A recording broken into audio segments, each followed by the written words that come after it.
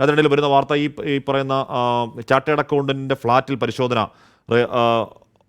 ഓഫീസിൽ പരിശോധന എന്ന വാർത്ത വരുന്നുണ്ട്. വിഷ്ണു സുരേഷ് വിവരങ്ങൾ ചെയ്യുന്നു. വിഷ്ണു, പരിശോധന പുരോഗമിക്കുന്നത് എങ്ങനെയാണ്? കാശ്മീരി രഞ്ജിത്തിന്റെ ഓഫീസിലാണ് പരിശോധന നടക്കുന്നത്. അതായത് രഞ്ജിത്താണ് ഈ കശുവണ്ടി ഉടമയുടെ അല്ലെങ്കിൽ കശുവണ്ടി വ്യവസായിയുടെ അഡ്രസ്സ് ഈ തട്ടിപ്പുകാർക്ക് നൽകിയതെന്നാണ് ഇന്ന് വിജിലൻസ് SP പ്രതികരിച്ചത്. അപ്പോൾ ഇയാൾക്ക് ഇത്തരത്തിൽ ഈ വിവരങ്ങൾ എങ്ങനെ ലഭ്യമായി എന്നുള്ളത് പരിശോധിക്കണം, ഇയാളുടെ ലാപ്ടോപ്പ് അടക്കം പരിശോധിക്കണമെന്ന് ഇന്ന് വിജിലൻസ് SP പറഞ്ഞിരുന്നു. ആ പശ്ചാത്തലത്തിലാണ് ഇയാളുടെ ഓഫീസ് കേന്ദ്രീകരിച്ച് വിജിലൻസ് ഇപ്പോൾ പരിശോധന നടത്തുന്നത്. ഉറപ്പായും ഡിജിറ്റൽ തെളിവുകളടക്കം അവിടെ നിന്ന് പിടിച്ചെടുക്കും. രഞ്ജിത്തിനെയും 5 ദിവസത്തേക്ക് കസ്റ്റഡിയിൽ വിട്ടിട്ടുണ്ട്.